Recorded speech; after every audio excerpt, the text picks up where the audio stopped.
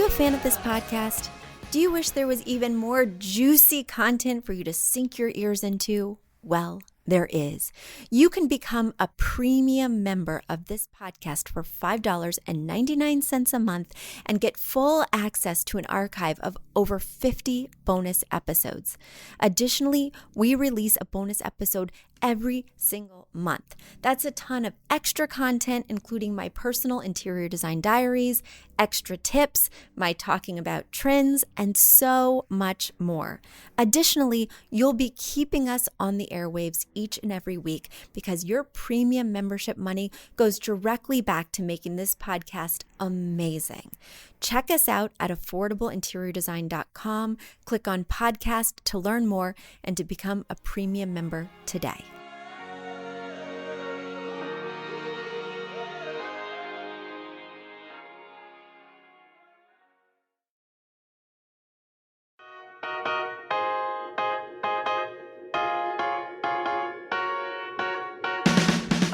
You don't need a high-end designer or a lot of money to get a luxe look. Be your own interior designer. This is Affordable Interior Design, the podcast. Here's your host, Betsy Helmuth. Hi, everyone. I am so excited to be back with you again today. Today, I am joined by a special guest, Julie Coraccio.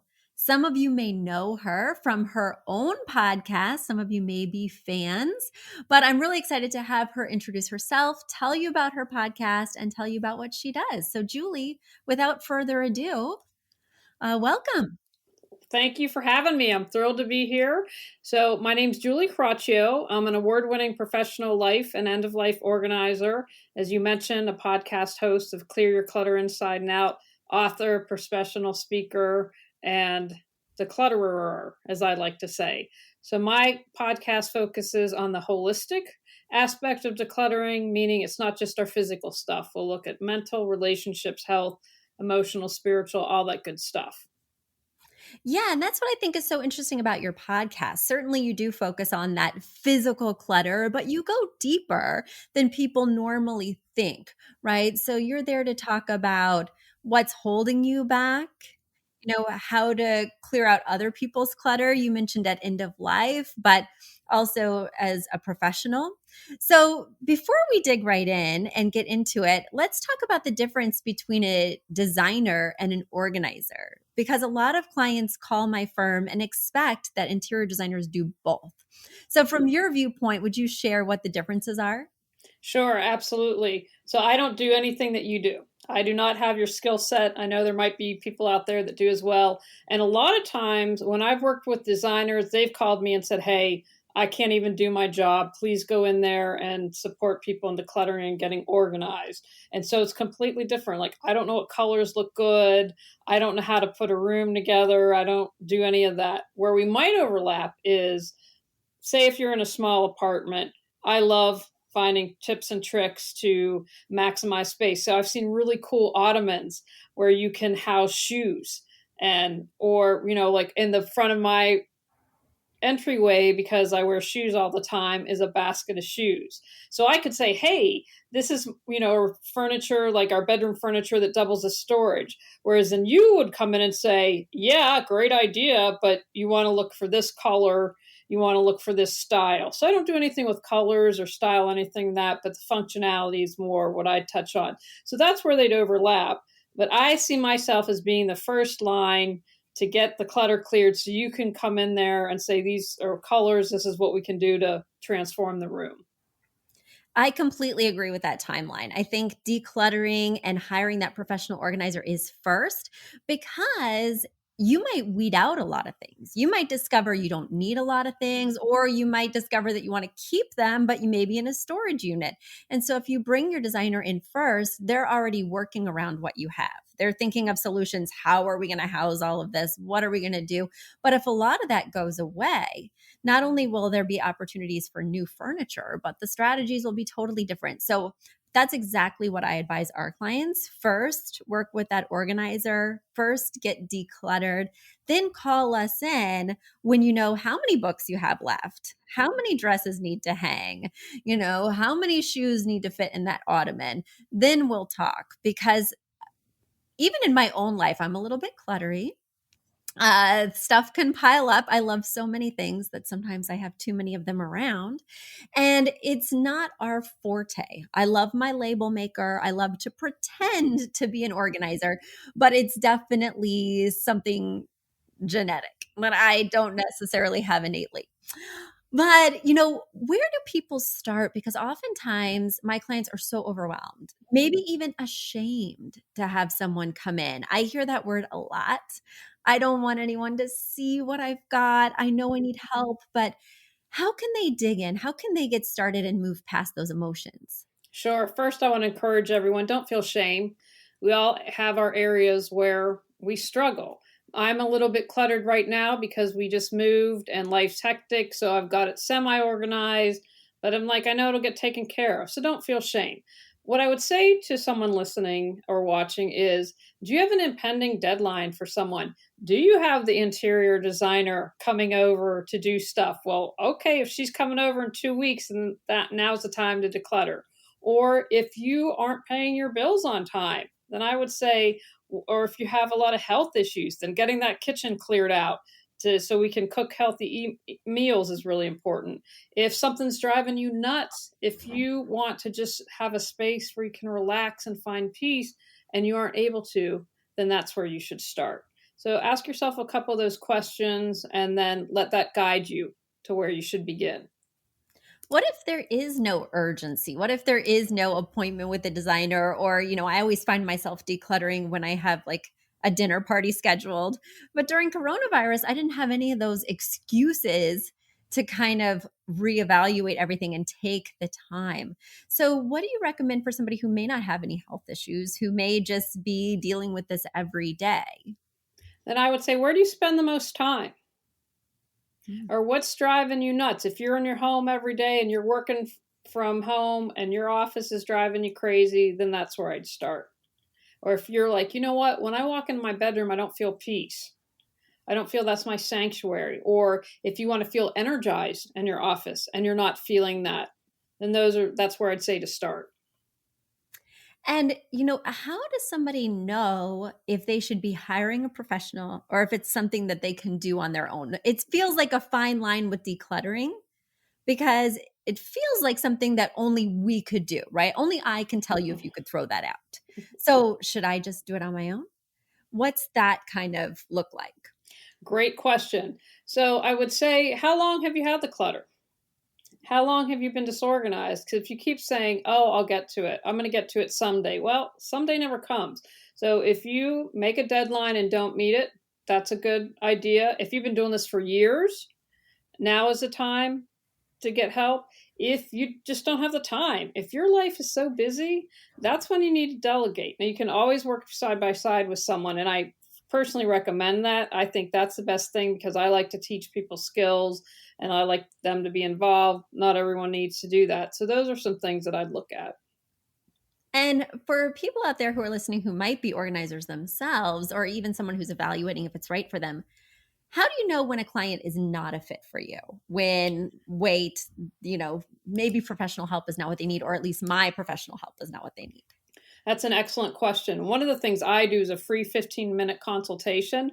I'm now, because I've done this for so long, I get a really good sense. I prefer to do face-to-face so I can, or over Zoom or whatever, so I can get a good sense. So I always trust my instincts. So for me, it's, do we have a good personality match? Would I want to spend time with this person? Do I have the skill set they need? For example, I don't deal with hoarders. You really need special training in that. So if someone said, oh, I'm a hoarder, and I'd say, I'm sorry, I can't help you. Here's a referral for someone. So I think they need to have the skill set and be a good personality match. You're going to be sometimes spending these intimate moments with people. I've seen a lot of interesting things doing this job, and you want someone that's not going to judge you and that you get along with and enjoy spending time with. How long does a project generally take? I mean, I'm sure there's a range of projects, but what does that timeline look like? It depends on how much stuff there is. What I like to work in 4-hour chunks. And the reason why is if you work an hour or two, you might be able to see some progress, again, depending on the space you're in. But if we've worked 4 hours, you're going to see some stuff cleared and some organization happening.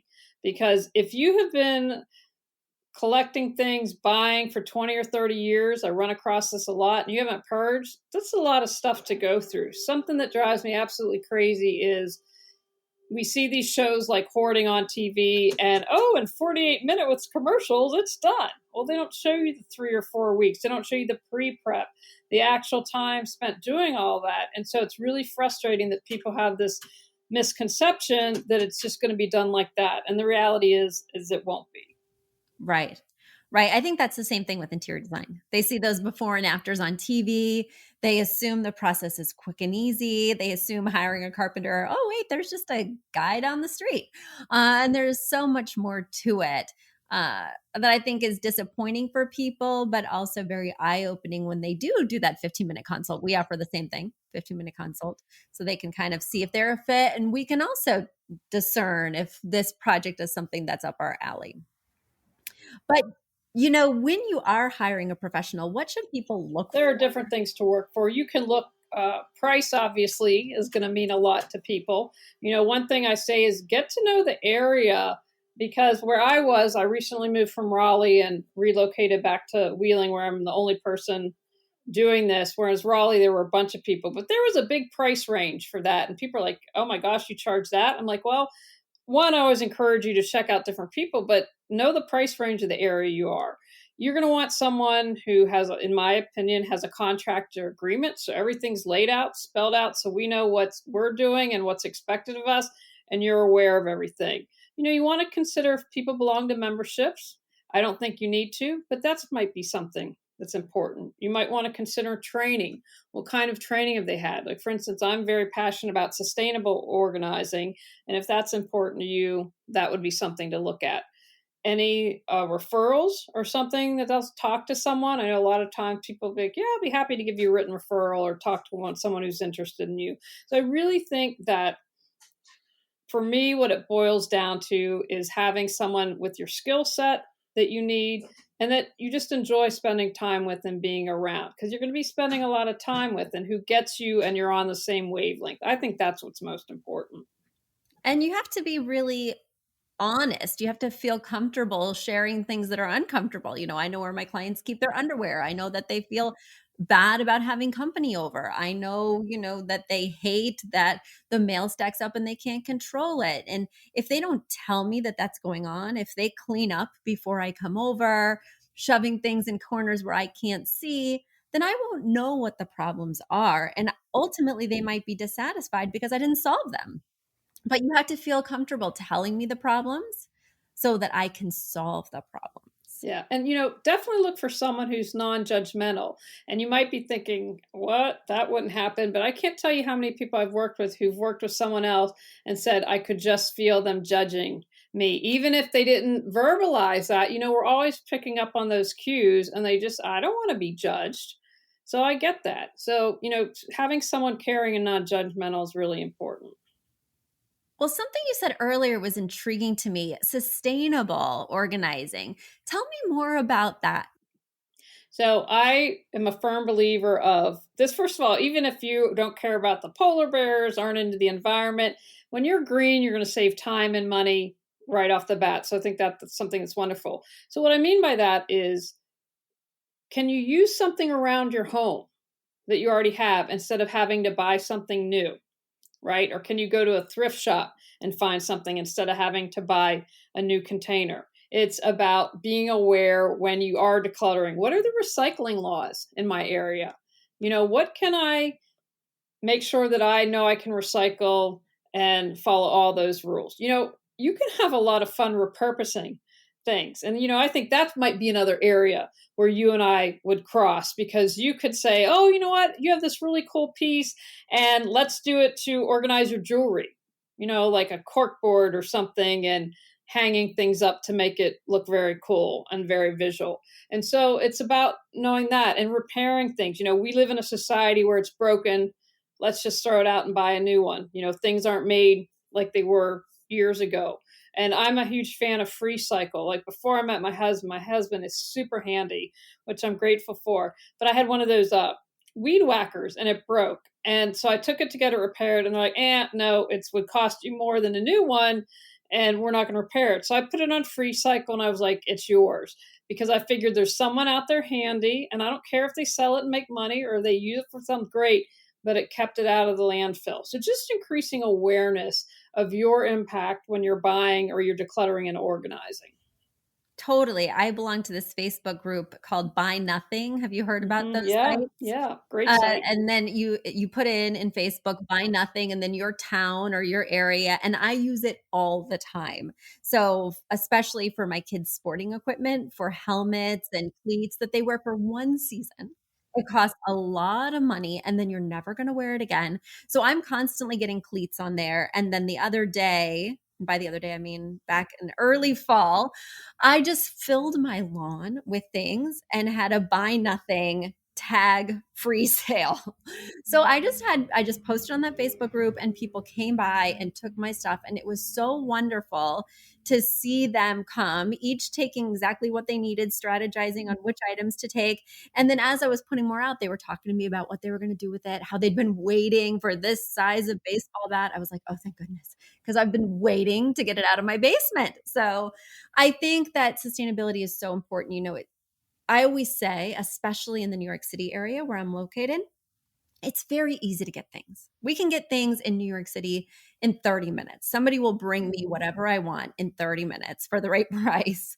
I can get Amazon in 2 days, all of that stuff. It's very easy to get stuff, and it's so much harder to get rid of stuff. It just is. It's harder to get it out of your house and figure out when you can get it out of your house, especially in New York City when we have certain disposal laws. You can only get rid of certain things on certain days, and all these different barriers to getting stuff out, even just physically. Getting it out of your space can be heavy, something you can't do alone. And so you just want to be very mindful before you even get something inside of how much energy it takes to get it back outside. Right. And I want to add a tip, especially because you were in New York City. I used to live in Los Angeles. And so one of the things that people do is just dump it on a nonprofit.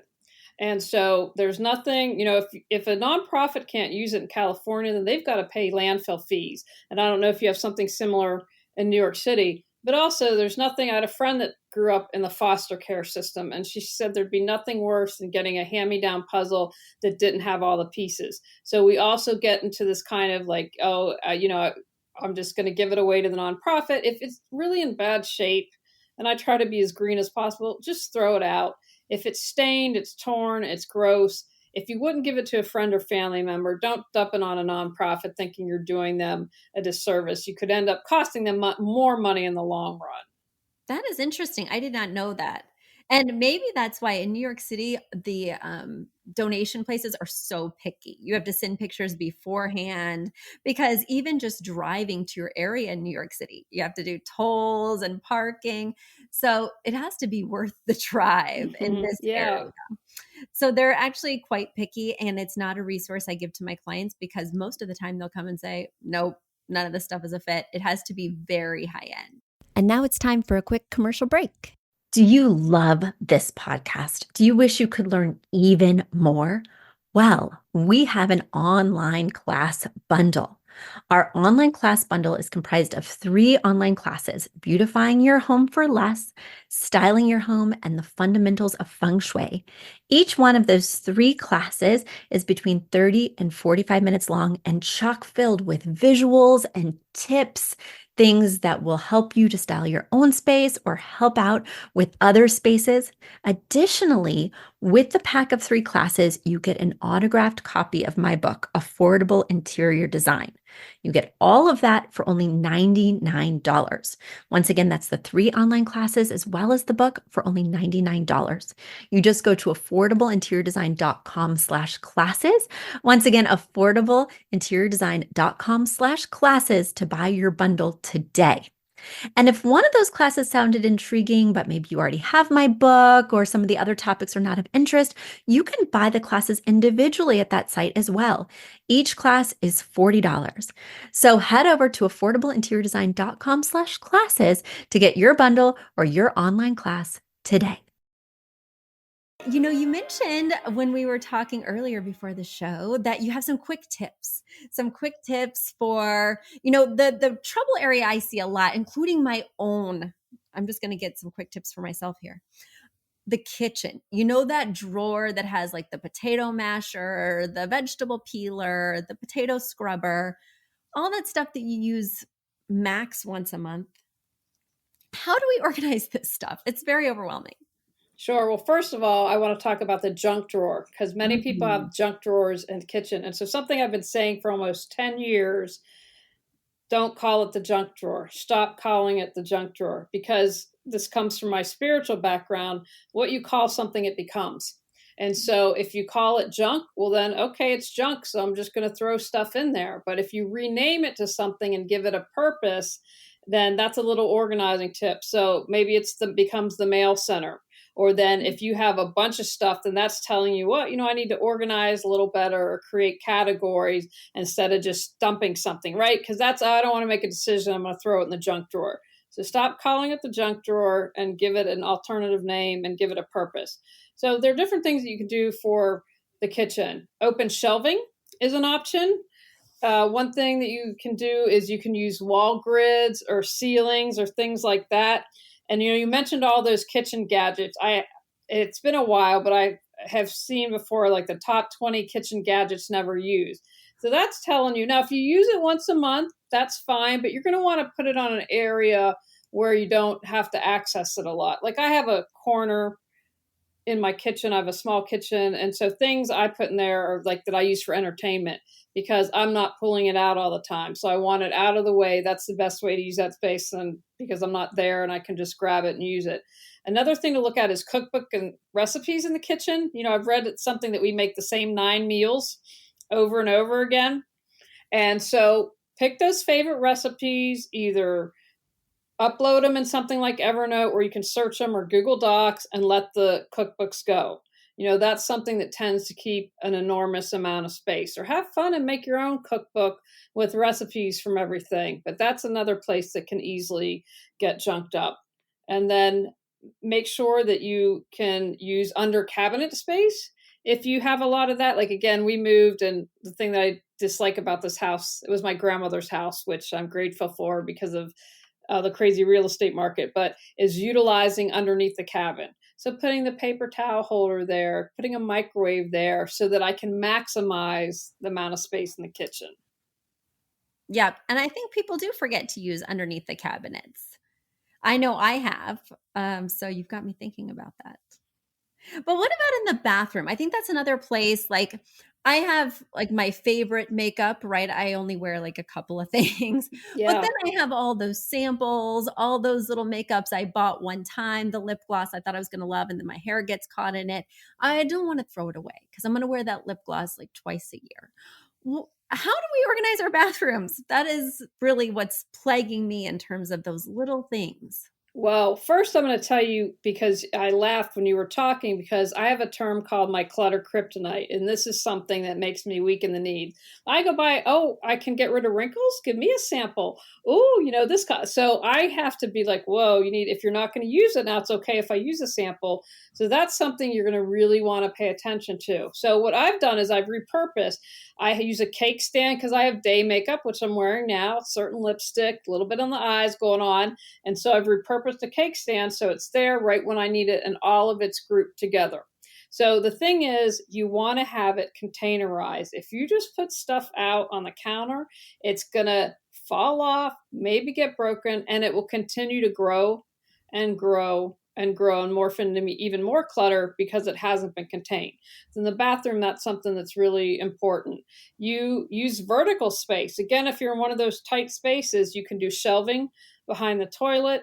I have a little stash pocket thing that goes behind the door where I store makeup that I'm not using all the time, more so my night makeup and things like that, and doing different things to utilize the space as much as possible. I'm also a fan. I love Lazy Susans. Yeah. I think those are really great. Like if you have different lotions and things, keeping things, and turning around, you can tell me what looks nice decoratively, but that's something that I've found really useful to use.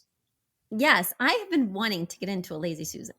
So maybe this is the time. You've given me some inspiration. In fact, my mother-in-law got me a Lazy Susan for Christmas a few years back to use in my kitchen cabinet, and it was too big. It didn't fit. So I was like, oh, let me just return it. And now I wish I would have it because it could definitely work in the bathroom. Well, I'll just find a new one. Or Christmas is coming up. She can buy it for me again. I'm sure she'd love that. Now I have a question because this is another, I mean, I'm just using this for my own personal decluttering session. Have you noticed? Use away. But sometimes our partners are not on the same page with us. You know, that Marie Kondo book, right? So I was like, let me just try this method. Let me see what sparks joy. But working with my kids, working with my husband, they were much more resistant to the concepts. My husband is not a hoarder, but he's very sentimental. Everything has, like, from receipts to old cups to everything has emotion tied in it, memories, and we have very different opinions on what should stay and what should go. How do you deal with something like that as a professional? First, great question. I want to address sentimental clutter first because a lot of people struggle with that. What happens is we confuse that the objects contain our memories, and they don't. Our memories are in our heads and they're in our hearts. So if that receipt or that old cup goes away, your husband's still going to have the memories of that. Now, if he is truly, truly struggling, then one thing I suggest is taking pictures, and then it's something that he can look at, but that you can create a folder on your computer and save them. So sentimental clutter can be very challenging to let go. But if everything has value, then nothing does. So do the paper receipts and the cup have the same value as a painting that someone he loves did? I'm going to argue that they don't. So that's about discernment. Now, what's also important is you have to find a method that works for you. Marie Kondo, I think she's great. Doesn't work for me. I can't. Does it spark joy? Asking something that just doesn't work for me. It doesn't make her wrong or anyone wrong that does that. So it's really important to find a method that works for you. So what I say to people, especially when I work with couples and families, is everything in the past, let it go. We're going to start right now in the present moment, and we are a team. We're going to look for solutions, not blaming and pointing fingers anymore. So one of the things that's important is to find motivation. Like, what is the motivation of your husband? Will he have more time to devote to his hobby if he clears his clutter? Will he be able to think more clearly? Will you be able as a family to have more time because you're not tripping over junk or fighting over this or trying to get everyone to declutter? I think that that's really important. And so what are they going to gain if they release that clutter and get organized? And remember that this is a big thing too. When people have resistance, it's not meant to be disrespectful of the partner, people that are organized and are able to declutter. I think that's where a lot of people get hung up. Well, they're disrespecting me because they're not willing to do it. No. And then, there can be deeper issues going on with a resistance to declutter or get organized. Again, we have no judgment on any of this, but those are just a couple things that I think are important.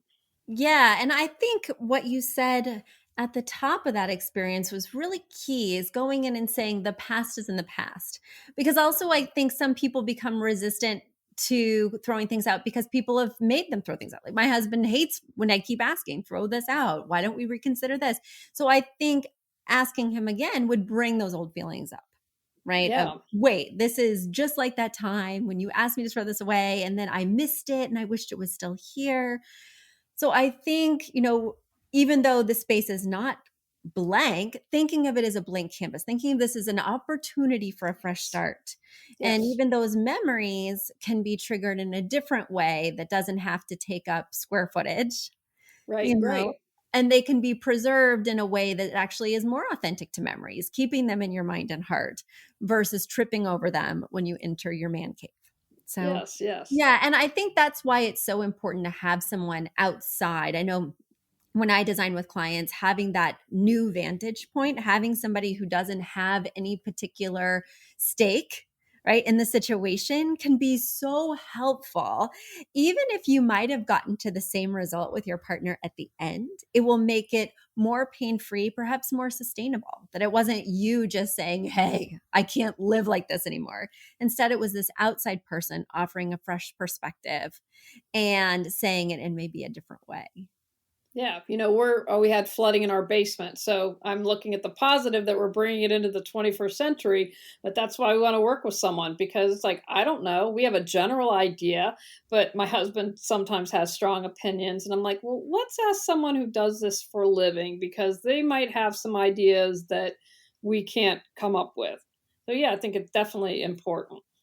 Yeah, getting that outside feedback, can make the process easier, but can also lead to a more efficient result. When you guys have to carve out time to do it on your own, whether it's decorating or decluttering, it becomes a chore Yes. versus something that we can power through with someone's help who's making this efficient. Well, and on that note, where can people find you if they want to hear your podcast, if they want to hire you or learn more? If they just go to reawakenyourbrilliance.com, got social media, links to the podcast, they want to have that free 15-minute consultation, they can sign up there as well too. Well, Julie, it has been such a pleasure getting to know you both on my podcast and before. So thank you for bringing your tips and ideas to my show. Thanks for having me. I really appreciate it. Of course. Well, have a great week, everyone. Bye.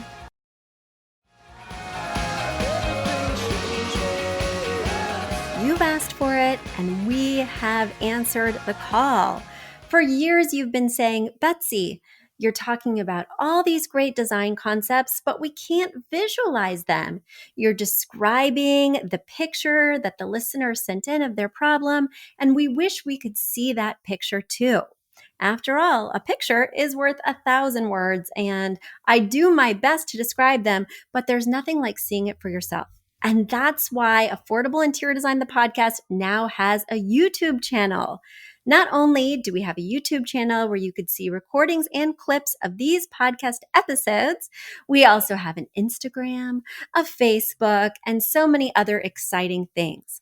You should check it out. Head over to affordableinteriordesign.com/links. Once again, affordableinteriordesign.com/LINKS. Links. And when you go there, you will see links to our YouTube page, our Instagram page, our Facebook page, and more. Please check it out, follow, and subscribe so you can see everything I'm talking about.